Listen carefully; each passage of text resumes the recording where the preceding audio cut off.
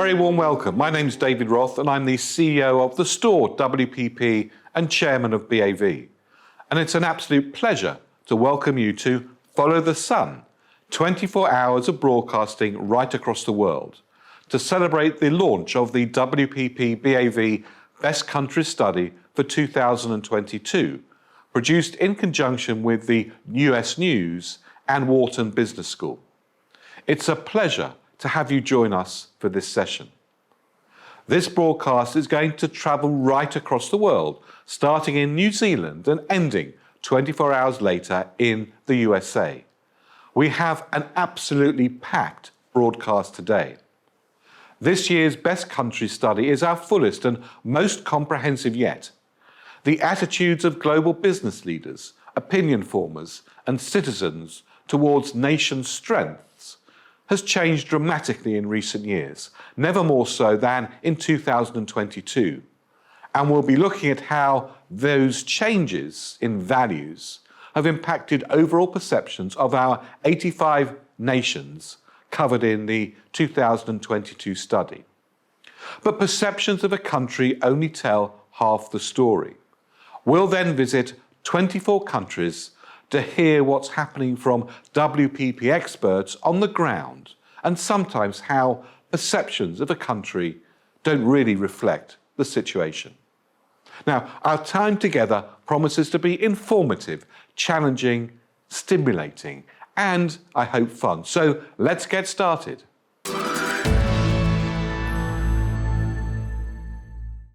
How a country is viewed around the world is of huge importance, politically, economically, and socially. It has the ability to contribute to both a nation's hard and soft power. The Romans understood this well. SPQR, an abbreviation for Centanus Populosque Romanus, was arguably the first country branding. It was an emblematic, abbreviated phrase referring to the government of the ancient Roman Republic. You only needed to see the emblem, and invaded countries knew exactly what was in store for them. So country branding itself is not new, but measuring it is.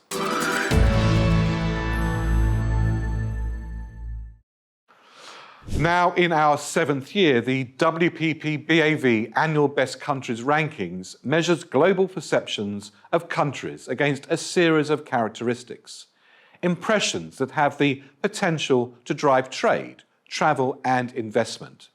They also directly affect brands. The study was developed by WPP BAV, the Wharton Business School of the University of Pennsylvania, and US News. The ranking is based on a large global survey which asks a range of people about how they perceive different countries against a range of key attributes. Country branding also has a significant impact on corporate and product brands. The words "made in" can instantly lend credibility and trust to a product or brand that a consumer hasn't previously encountered. That could be enough to convince someone to buy, and beyond that, convince them to pay a premium.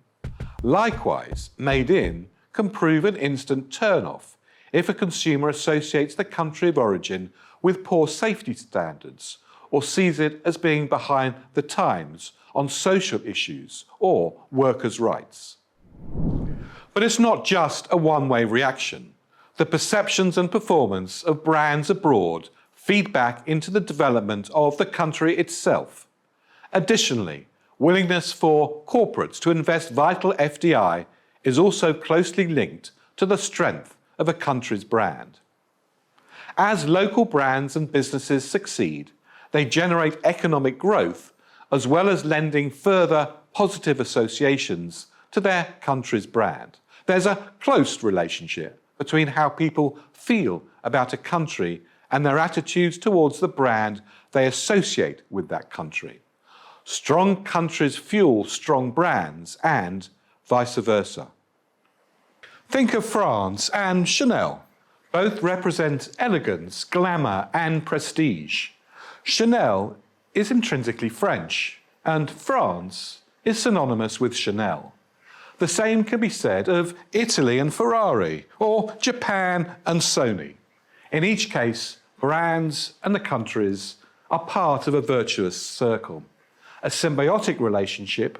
In fact, Germany is a really fine example of this symbiosis in action.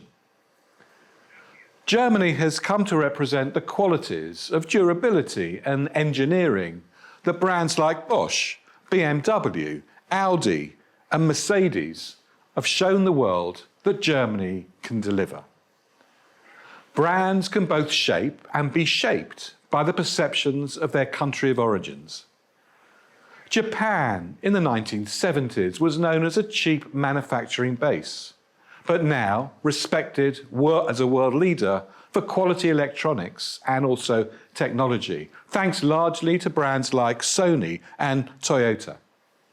South Korea has taken a similar path, with Samsung and Hyundai demonstrating to the entire world what modern South Korea is and is doing, so creating consumer predisposition in international markets that favour other South Korean brands. There's a two-way reaction and a multiplier effect for both. This year's study quantifies the impact. We see that 83% of consumers globally agree that consumer brands play an important role in defining a country's culture. 78% also agree that the country a product is made in impacts my preference to purchase it. Our annual Best Countries ranking was first launched in 2016 at the World Economic Forum meeting in Davos, the world's largest gathering of global leaders and heads of industry and influence. It's now in its 7th year, and given how turbulent the past 7 years have been across the globe, enables us to see the impact of the changes. The Best Country ranking incorporates the views of close to 18,000 individual members of the public and business decision makers, surveyed in 85 countries across the world. This year's survey was completed in mid-2022. Collectively, the 85 countries in the 2022 rankings account for about 95% of global gross domestic product per capita and represent 80% of the world's population. Individuals surveyed for Best Countries were asked how closely they associated 73 attributes with a range of countries. These attributes were then grouped into 10 categories that were used to calculate the Best Countries ranking, and more on those attributes later. So come with me as we meet our first guests on our interview stage. Well, I'm very delighted now to be joined by Lord Jim O'Neill, the former Chief Economist of Goldman Sachs and a former government UK Minister and Chairman of Chatham House. Jim, Lord O'Neill, thank you very much indeed for joining us. My pleasure. Thanks for having me on.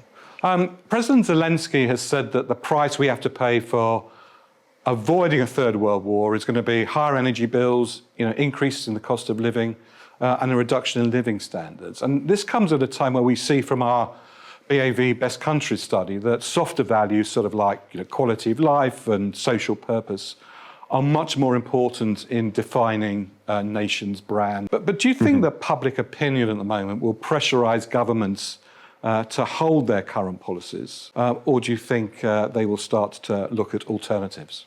Nice, easy question that you start with.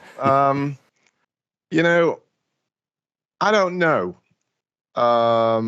because it is probably for my generation, never mind the younger generation, the first such issue of this scale and complexity that we've seen. So far, it appears Western nations, who are the prime supporters of Ukraine, of course, have been happy to support the government stance on Ukraine, and superficially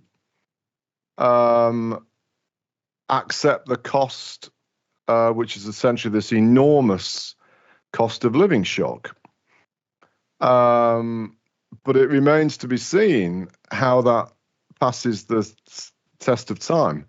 So as we're seeing here, the government itself is almost definitely going to have to pay for the cost of this dilemma. I can't help finishing my answer to this very tricky question by also pointing out that if we really want to be serious about climate change and alternative energies, having a permanently higher price for carbon emitting energy forms is probably ultimately the sort of thing that is needed. One would imagine accelerate the desire for alternative energies to become more and more part of everyday life. Now, you were chairman of the Chatham House, one of the world's leading think tanks. Its mission of a world that is sustainable, secure and prosperous is great. What do you feel, how far are we from realising that goal? Isn't and hasn't really worked the way it's supposed to do on the tin. So Jim, what should the priorities of nations be then now? Yeah, so what should we do about it?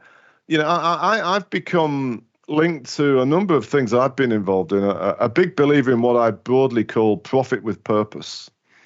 And we need to have business itself think more about the societal remit of who ultimately they serve. We've lived in an era, and still do, of where the only thing that matters for many, certainly publicly quoted business, is the shareholder. And it's not enough. And private business shouldn't be rewarded if we don't have productivity that goes with these big gains for them. And policymakers need to be more alert to the realities of life rather than just what was in economic textbooks of the 1960s and 70s. And if we don't learn from that, I have a fear that some of the dilemmas that have just blown up dramatically in the past few years out of nowhere could actually get worse. Now, we started with a hard question, so let's end with an easy one. Lord O'Neill, are you an optimist or a pessimist given the situation we see around the world today? Right now, I feel a lot more pessimistic than I've done for a long time. However, that said, I've been around the policy area in many different forms for over 40 years, and I've lived through a lot of crises. And the one thing I know for sure is that the crisis you're in, even though it often seems the worst you've ever been through, they come to an end. And one of the big things I've learned is never let a crisis go to waste.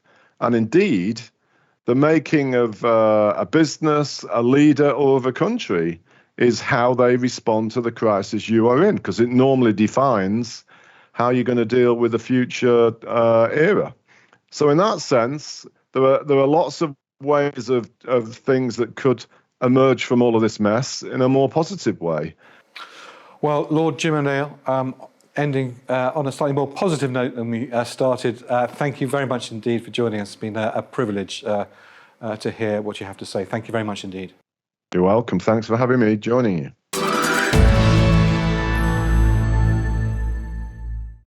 As we travel around the world together in our Follow the Sun broadcast, we'll be hearing news, views and insights from local WPP company colleagues in 24 of the 85 countries covered in the WPP BAV Best Countries study for 2022. Now, before we go to one of those countries, let's remind ourselves of the WPP BAV Best Countries 2022 rankings from the 85th down to the number 1 country.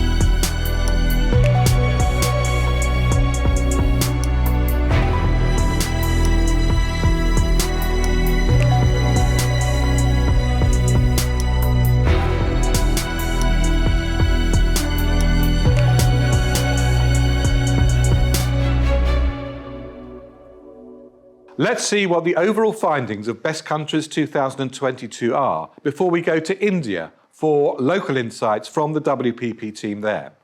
And don't forget to download the Best Countries Metaverse experience for even more global insights from the address on your screen.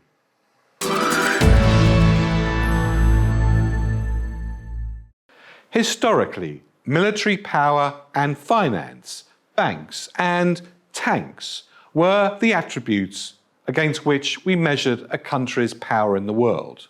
Not anymore. So what does all this mean? It shows that a nation focused on providing great quality of life for its people, which cares about the rights and equality, and has a focus on entrepreneurship, is seen as having the most powerful nation brand. This reflects a world today and the factors that influence public perceptions and consumer decision-making, and by implication, a nation's political policy-making. So let's take a look at those 10 factors and their weights for 2022. Entrepreneurship, 14.2%. Cultural influence, 10.4%. Power, 5%. Heritage, 3.1%. Adventure, 5.5%. Quality of life, 14.5%. Open for business, 9.3%. Social purpose, 13.5%. Agility, 14%. Movers, 10.6%. So it's clearly no longer just tanks and banks that give a country influence around the world. Softer power, which comes about as a result of entrepreneurship and cultural exports, is increasingly making an impact.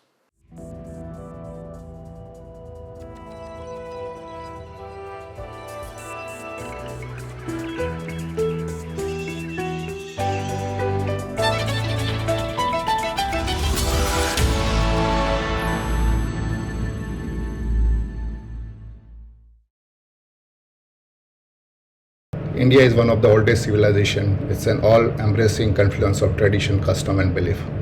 Who doesn't know the taste and flavor of Indian curry? Or the richness, finesse and vibrant color of Indian textile? I'm sure the list will go on and on, given the cultural diversity that exists within India. This year, India is celebrating 75th anniversary of freedom. It continues to remain the largest and thriving democratic country. It's no surprise that India scores high on heritage. India has positioned itself as one of the most dynamic emerging economy as well as major political power. India's strong growth, business-friendly reforms, depth of talent pool, infrastructure development, and political stability makes the country the most prominent emerging market. This year, India has overtaken Britain to become world's 5th largest economy. As per recent Morgan Stanley report, India's GDP likely to contribute 22% of global growth. India has more than 50% of its population below the age of 25 and more than 65% below the age of 35. India will continue to enjoy that benefit for the next few decades of the favorable demographic mix. The government's response to the COVID-19 outbreak has been swift and comprehensive. It managed one of the largest vaccination drive very efficiently. India's innovation like UPI and FinTech is setting global benchmarks. India's startup and innovation engine is one of the top 3 such ecosystems globally.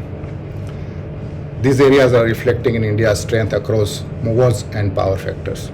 Our strength like culture and heritage make us unique. The width and depth of our talent pool make us efficient, effective and affordable.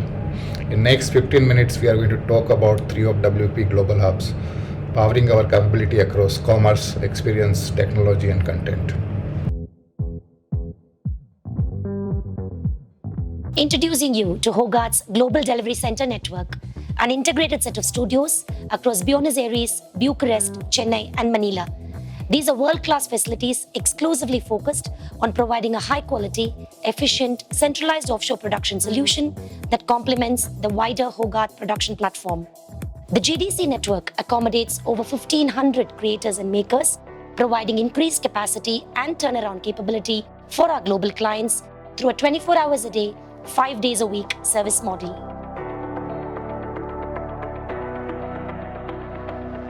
Launched 3 years ago, our Chennai Global Delivery Center extends support across print, digital, moving images, languages, creative and content production. We are leveraging a purpose-built studios across edit, sound, content, VFX and CGI. We are now reaching the next stage on the evolution of our GDC network. Hoga GDCs will continue to focus on high-end content creation capabilities delivered at scale in the right locations. Hoga's GDC network continues to be a key strategic pillar of our global production organization and represents a major step forward in establishing long-term, sustainable, competitive advantage for Hogarth and our clients. Join us on this journey.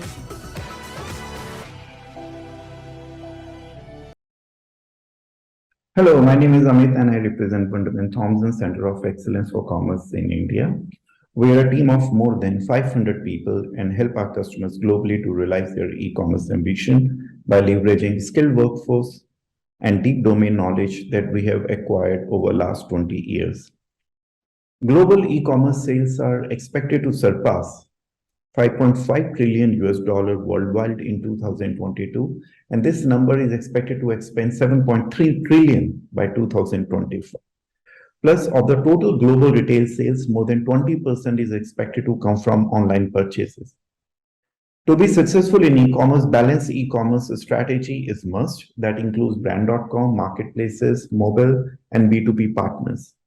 We help brands across channels to maximize their return on e-commerce investments. We work together with them to discuss the channel strategy, product assortments, and integrations with the upstream and the downstream systems. We are global partners with all the leading platforms and technologies across the consumer journey. We have deep expertise in implementing enterprise platforms like Salesforce, SAP, Commerce, Adobe Commerce, HCL Commerce, Commerce Tools, and globally including multiple languages and currencies. We are partners with leading content management platforms like Adobe, Sitecore, Drupal, with strong expertise in implementing headless architecture. Good product data is essential for success in e-commerce. We have a strong team in product experience management, and we are partners again with leading platforms like Salsify, Informatica, Akineo, and Riversen. We have partnerships with marketplaces like Amazon, Flipkart, Shopee, and Lazada to help brands follow the best practices to succeed on the marketplaces. We work closely with social channels like Instagram, Facebook, and WhatsApp to drive social commerce for our customers. We have a dedicated practice in mobile apps for both Android and iOS to offer benefits from advancements in technologies like augmented reality and virtual reality. We are continuously investing in Web3 technologies to offer possibilities in metaverse and immersive experience. Over the last 20 years, we have done more than 100 commerce implementations, and our customers include Unilever, Sainsbury's, Asian Paints, Nestle, KFC, to name a few. Some of these implementations generate over $1 billion of annual sales online, and some of these implementations do more than 20,000 orders a day.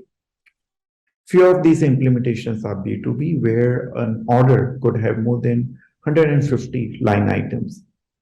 Our in-market office offers local consultancy, creative inputs, and governance. Our Center of Excellence offers scale in technology and operations.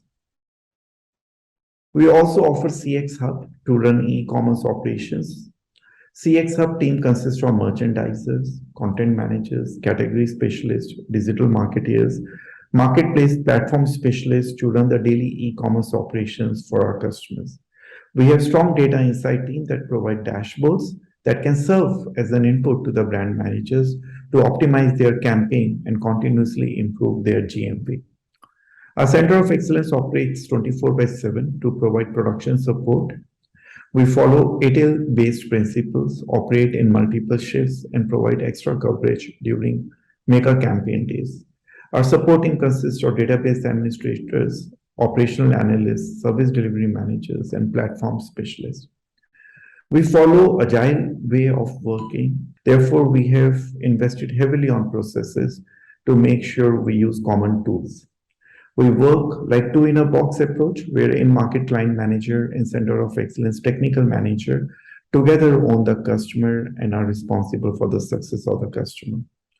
We prefer 2 weeks sprint cycle so that we are continuously able to incorporate inputs from the customer in our planning and deliver the project with a product mindset. Our Center of Excellence offer end-to-end e-commerce services, and our management team works for more than 15 years in domain, and hence are hands-on with deep expertise. We collect data to continuously improve our performance and deliver the maximum value to our customers. Thank you very much. Technology that supports marketing is commonly known as MarTech, and it has been a game changer over the last decade or so. Marketers from companies of all types and sizes have come to realize the importance of technology and data in driving their growth. MarTech, when combined with the right data, has proven to deliver better customer experiences, improve marketing effectiveness, and drive efficiencies. It also leads to innovations that converts browsers to buyers and buyers to fans. That is why a substantial portion of marketing budgets are now being allocated to MarTech. As we all know, India is already a world leader in the information technology space. So it's not surprising that it has also grown as a MarTech services hub. We at Vertical were early to latch onto this trend and have built an expansive portfolio of services and solutions to help growth-focused marketers. The story of Vertical began in 2006 with an offshore team of just 2 people based out of India, delivering basic email marketing services on just one technology. Since then, we have grown into a global organization with 1,200 employees and delivery centers in Coimbatore, Bangalore, and Gurgaon. We are proud to be the strategic growth partners for large global brands, delivering advisory, implementation, and operation services across commerce, experience, CRM, loyalty, and data services, all from our centers in India. So, how did we achieve this level of success? First and foremost, it is the access to the smart and diverse pool of talent in this market. It's also about molding the raw talent through training and access to global opportunities. We have the required infrastructure, we have the talent pool, and yes, we are delivering world-class services to global clients with teams working round the clock in shifts, supporting brands around the world. Basically, follow the sun model. As we know, global brands need scale to drive consistency and efficiency for their worldwide marketing and CX operations. We have the scale in India, which helps us reduce time to market and speed up the execution and business value to our clients. Our rapid growth has enabled us to handle large-scale engagements around the world in a globally distributed delivery models successfully. And it's not just about scale and back office operations. We are providing strategic guidance and solutions to solve modern day marketing challenges. What we deliver is true impact and business value to our clients and deeper relationship with their customers. So we are trying to combine insights, thought leadership, and best practices with our excellence and scale in execution of these strategies, which in essence is the future for India as it moves up the value chain. What's next and how are we evolving as a next-gen marketing transformation company? There are 3 leading factors which differentiate great brands from rest in the pack. Number 1, brand with a purpose. Brand need to invest in a strong purpose if they want to retain their vitality and be relevant. Nike never sells its clothing or shoes. What it sells is what the clothing can do for you. If you wear our stuff, you run like a Ronaldo or hit like a Serena. We help brands create connected and integrated technology to build agility in their marketing organization. That takes the brand and its purpose to its consumers at the right place and in the right context. Brands are raising their stakes and doubling down on privacy. Collect first-party data responsibly and use it even more cautiously. Don't exploit consumer privacy. Great brands are built on trust. At Vertical, we help global brands create industry-redefining data spine, collect data responsibly, enrich it, activate it, monetize it. World is moving from subscription economy to experience-driven economy. Delivering experiences that gets one talking about your brand to 10 other people is what marketers really care about. Easier said than done, isn't it? But that's how consumer expectation is changing. Don't just delight me, but surprise me. And at Vertical, we bridge the gap between brand promise and brand experience by integrating consumer experiences across various touchpoints. We helped one of the world's largest technology companies drive customer engagement and revenues through the Adobe marketing technology stack. We created a roadmap, a robust operations model, and a team to future-proof their marketing needs. We set up a global team with 24/5 coverage to ensure there is a support and continue to find efficiencies and reduce overall operations effort and cost. Today, there is a seamless integration between various business units with a centralized strategy, reporting, and execution model.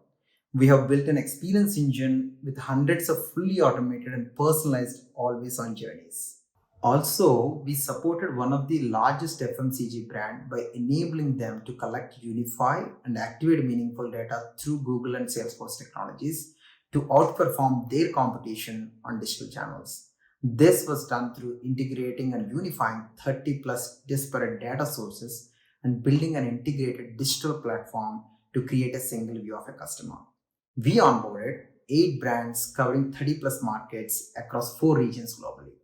With a global team of more than 100 professionals operating 24/5, he could build a comprehensive approach to marketing to deliver the right message to the right person with a centralized strategy, reporting, and execution.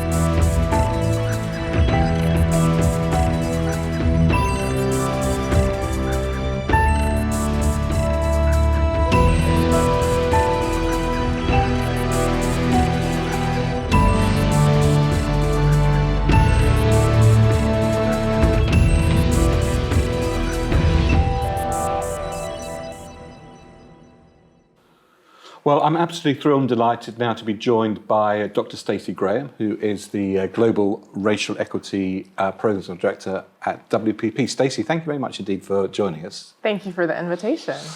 This year we see social purpose becoming significantly important, which is a good thing. Why do you think that's so? I believe in the survey you define social purpose around a few categories such as caring about gender and racial equity, the environment, human rights, and so forth, right? And what we understand about humans is we have an innate desire to have a reason for being. That's another word for purpose.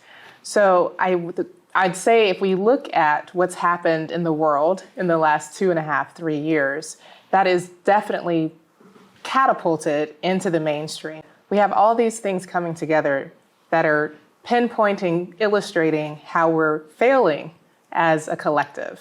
And do you think that failure as a collective is something that's now being exposed right across the globe? Absolutely. I would say that even before 2020, we could see it happening, but there's something about a restriction of freedom of movement, right, that makes people sit at home and have nothing else to do but recognize and look into everything that's wrong with the world, if you will. And so I think that it's on people's minds. What does it mean to be in a collective when I'm sitting at home and can't leave my house anymore? What does it mean to really be connected as a society? How do we care for the most vulnerable? And to be really honest, with COVID-19, we didn't do a great job of that. So I think people are asking different questions than they were 2 to 3 years ago. And I think I found it quite interesting to see the relationship between this movement, I mean, let's call it a movement, coming from the population upwards. Absolutely. I mean, we also see that some of our health officials do move more politically than we would have expected. But there were people across the world who made the decision to wear a mask even when it was no longer mandated, who stayed at home even when they didn't want to, who got on the streets for probably the largest social movement since 1968, right? It was a global social movement to bring awareness to racial inequality. So I think there's a coming together even in times of divisiveness. Now, one of the things we've seen in the study is this sort of interrelationship between a country's brand and companies' brands, and we're seeing that interrelationship even more sort of mingled and prevalent this year. So what should companies do to improve their social purpose in relation to how their country is seen? That is a great question. I think that is something that they're still figuring out. But one thing we know for sure is people aren't simply incentivized by money. That's not enough to keep employees today. Employees want to work somewhere where they feel proud of not only the work that they do, but the things that the company stands for. They want to see their company standing up for social issues that they personally care about. Stacey, why do you think suddenly companies are finding a political voice as opposed to purely a corporate voice? I think to an extent, we have been able to observe this shift away. When I studied, there was a clear connection. The business strategy has to align with shareholder value. That's all we care about, maximizing shareholder value. And there was a notion that maximizing shareholder value stood in opposition to a social purpose, if you will. And today, I think people are recognizing that's actually not true. And we increase shareholder value when we can ensure that we have high employee engagement, low turnover, and people care about what they do in the company they work for. Well, Stacey Graham, that's a fantastic place to stop. This whole topic is something that we are all going to have to understand a lot better, and not just understand it, but also ensure that it's actions as opposed to merely words. But for the moment, Dr. Stacey Graham, the Global Racial Equity Programs Director at WPP, thank you very much indeed for joining me. Thank you.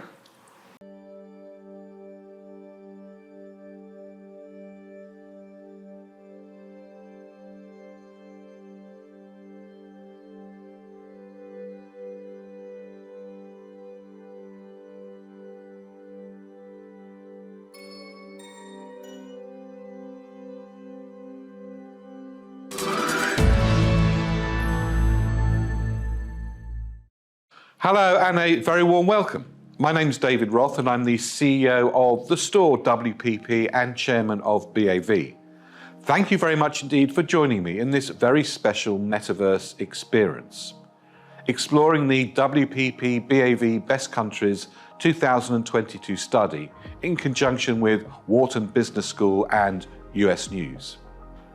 Here we are in the arrivals hall, where you'll be able to discover the key insights from this year's study relating to global trends.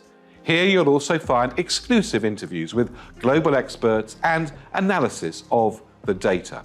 And what a year we've had. There have been a lot of changes from last year. From here you can also go and visit the 85 countries that are ranked in this year's report.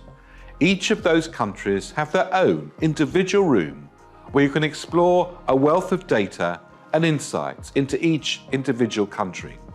You might well see some surprises along your journey. And in the departure area, you can discover more about the study itself. Enjoy your trip around the BAV Best Countries 2022 Metaverse.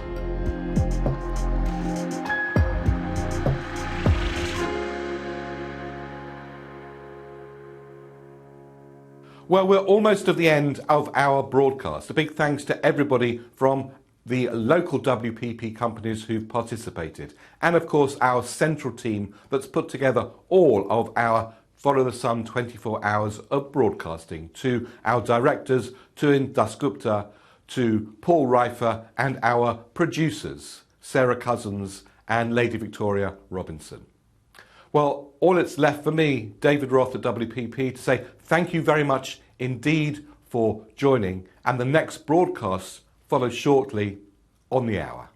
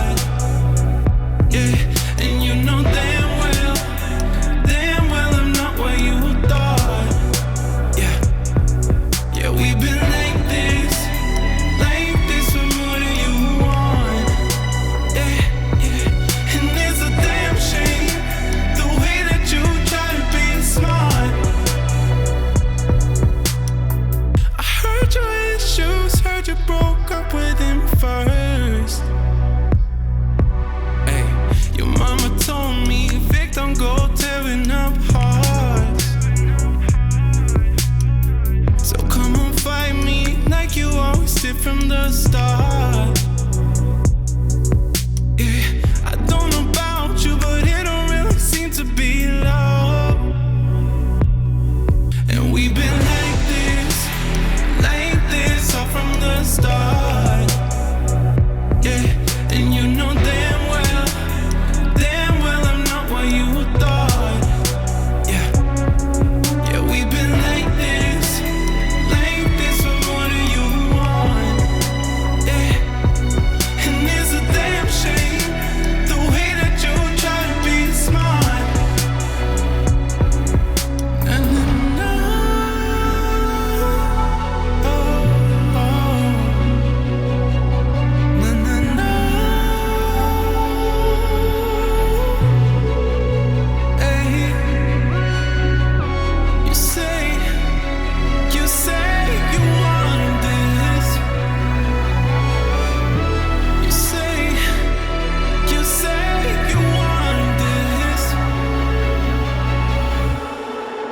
We've been